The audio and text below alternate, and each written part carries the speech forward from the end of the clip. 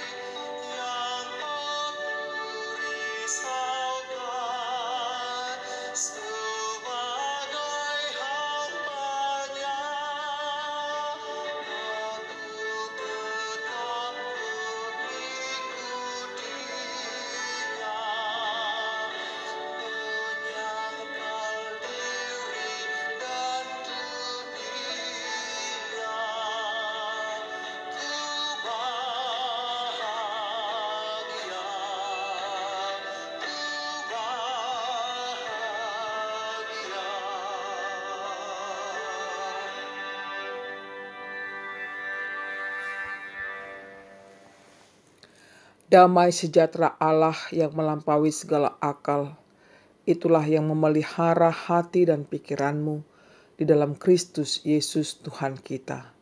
Amin.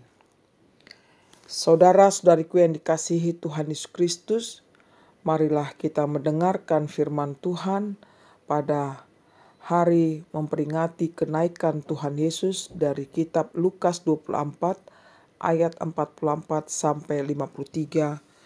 Saya bacakan seluruh nats ini. Ia berkata kepada mereka, "Inilah perkataanku yang telah kukatakan kepadamu ketika aku masih bersama-sama dengan kamu, yakni bahwa harus digenapi semua yang ada tertulis tentang aku dalam kitab Taurat Musa dan kitab nabi-nabi dan kitab Mazmur."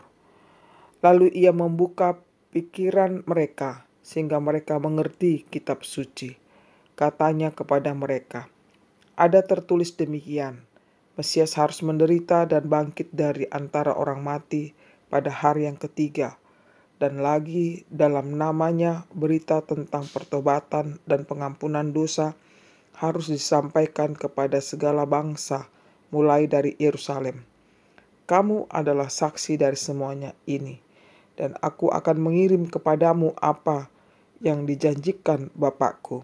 Tetapi kamu harus tinggal di dalam kota ini sampai kamu diperlengkapi dengan kekuasaan dari tempat tinggi." Lalu Yesus membawa mereka keluar kota sampai dekat Betania. Di situ ia mengangkat tangannya dan memberkati mereka. Dan ketika ia sedang memberkati mereka, ia berpisah dari mereka dan terangkat ke sorga. Mereka sujud menyembah kepadanya, lalu mereka pulang ke Yerusalem dengan sangat bersuka cita. Mereka senantiasa berada di dalam bait Allah dan memuliakan Allah. Demikian bunyinya. Saudara-saudariku yang dikasihi Tuhan Yesus Kristus, hari ini adalah hari yang istimewa bagi kita, umat Kristiani. Dan hari ini sebagai catatan sejarah bagi kita, bahwa hari ini kita memperingati kenaikan Tuhan Yesus, dan di sisi lain umat Islam merayakan Idul Fitri. Dua perayaan besar yang dirayakan sedunia pada hari yang sama. Tentunya suasana dunia penuh sorak-sorai, khususnya yang memeluk agama Kristen dan agama Islam.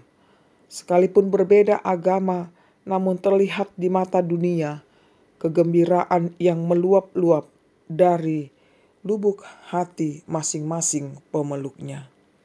Saudara-saudariku yang dikasihi Tuhan Yesus Kristus, satu pertanyaan bagi kita, peristiwa apa yang terjadi pada hari kenaikan Tuhan Yesus Kristus pada saat itu?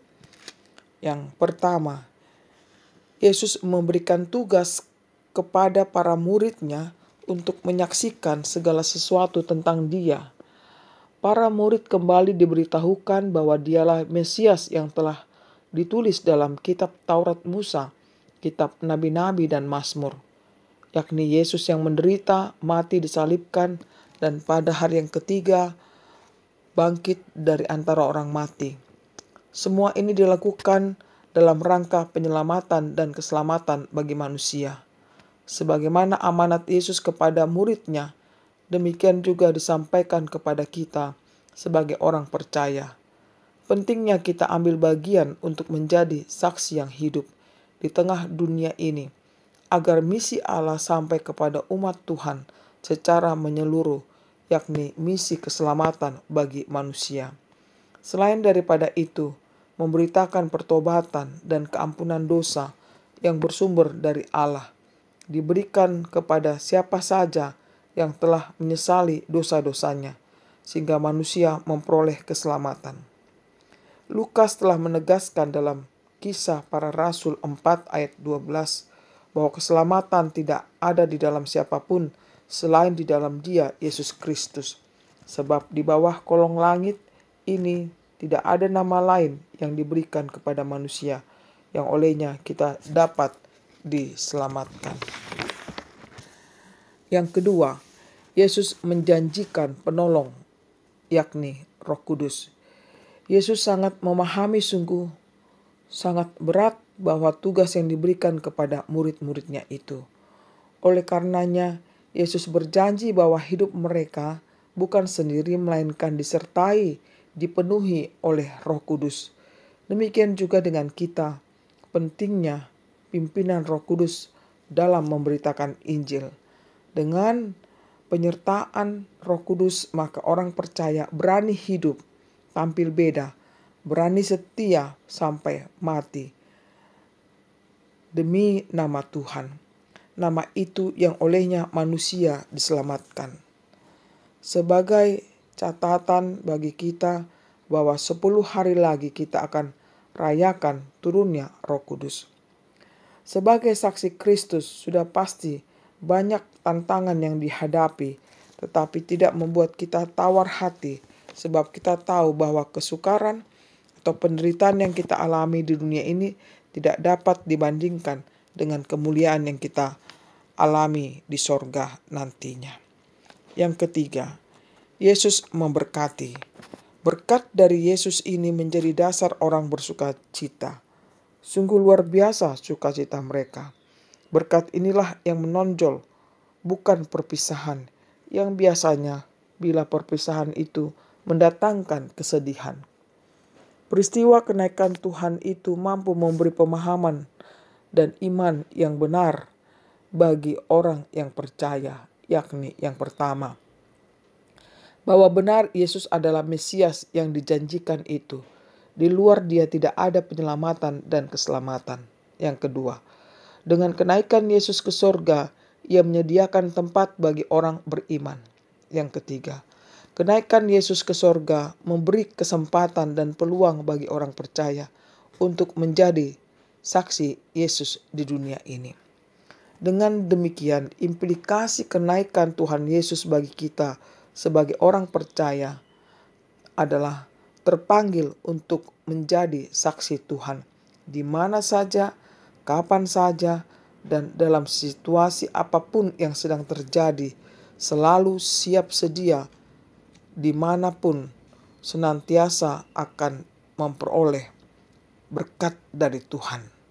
Suatu pertanyaan yang perlu kita renungkan sekarang ini, sudahkah kita menjadi saksi Tuhan?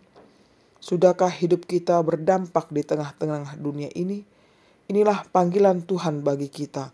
Dengan kita sudah menjadi saksinya, maka kita sudah mandiri, artinya berani untuk bersaksi. Saudara-saudariku yang dikasihi Tuhan Yesus Kristus, bagaimana kita bisa memperoleh kemandirian itu? Tentu dari pengenalan akan Tuhan Yesus. Tidak hanya sekedar fasih dalam membaca, menafsir Alkitab, berdiskusi di sana-sini dalam PA atau case study atau studi, melakukan tugas sebagai pelayan Tuhan. Namun lebih daripada itu, bagaimana penghayatan akan firman Tuhan dalam kehidupan sehari-hari. Bagaimana aplikasi akan firman Tuhan dalam kehidupan sehari-hari juga. Orang yang belum mengenal Kristus akan lebih mudah mengenal Tuhan Yesus dengan cara melihat apa yang kita tampilkan setiap hari, yakni perilaku dan perbuatan kita yang meneladani Tuhan Yesus. Mahatma Gandhi pernah berkata kepada para misionaris yang datang ke India bahwa dia mengatakan apabila Anda ingin memberitakan Injil adalah menjadi teladan bagaimana Kristus memberikan teladan. Pengalaman beliau tidak mau jadi Kristen karena perlakuan orang Kristen yang kasar sewaktu dia masuk ke gereja. Saudara-saudariku yang dikasihi Tuhan Yesus Kristus, Craig Rothschild mengatakan Yesus tidak pernah meminta untuk kita hanya duduk di sudut lapangan dan menyoraki apa yang sedang dia kerjakan. Artinya saudaraku, kalau kita pengikut Kristus dan dipanggil untuk bersaksi kepada orang lain, kita jangan hanya diam dan duduk manis melihat apa yang Yesus perintahkan dan teladankan, tetapi kita ikuti dan lakukan sesuai dengan kehendaknya. Selamat bersaksi, Tuhan memberkati kita semuanya. Amin.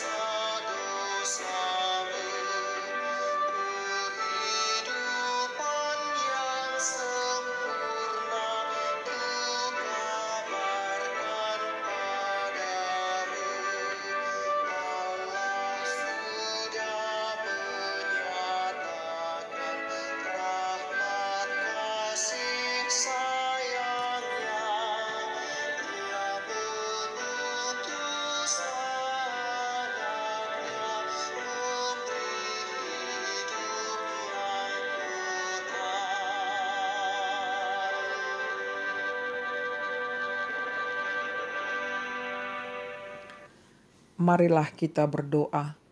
Ya Allah Tuhan kami yang kami sembah di dalam Yesus Kristus, kami sungguh bersyukur Tuhan buat hari ini kami diberikan kesempatan untuk memperingati hari kenaikan Tuhan Yesus Kristus. Ya Tuhan, kami bersyukur untuk firman-Mu di mana kami sudah mendengarkan. Kiranya firman-Mu ini Tuhan menjadi semangat hidup bagi kami bersaksi tentang Engkau di tengah-tengah kehidupan kami sehari-hari. Tuhan, perlengkapilah kami semuanya itu dengan pertolongan-Mu Tuhan, kami dimampukan untuk menjadi saksi-Mu di tengah dunia ini yang penuh tantangan, yang penuh ancaman. Kiranya kasih karunia Tuhanlah yang menyertai kehidupan kami. Tuhan, kami berserah kepadamu di dalam menjalani kehidupan kami selanjutnya. Kiranya Roh-Mu yang kudus memimpin hidup kami, agar kami berjalan seturut kehendak-Mu. Berkatilah jemaat-Mu dimanapun mereka berada pada saat ini dalam segala pergumulannya. Demi Yesus Kristus Tuhan kami sudah berdoa dan mengucap syukur. Amin. Terimalah berkat Tuhan. Tuhan memberkati engkau dan melindungi engkau. Tuhan menyinari engkau dengan wajah-Nya dan memberi engkau kasih karunia. Tuhan menghadapkan wajah-Nya kepadamu dan memberi engkau damai sejahtera. Amin.